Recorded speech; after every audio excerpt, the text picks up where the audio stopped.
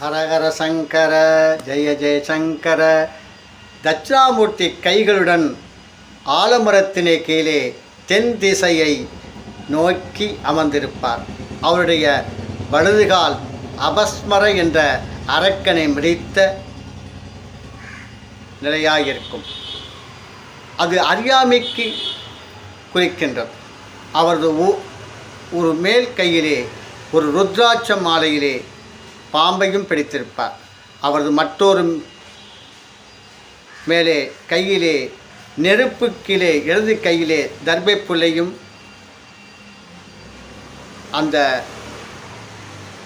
ஓலை சுவடியும் வைத்திருப்பார். கொடிமரத்தின் நாம் முன்னே சாஷ்டாங்கமாக நமஸ்காரம் செய்யுங்கள். அப்பொழுது அந்த கொடிமரத்திலே சுற்றி இருக்கும் தர்பை புல்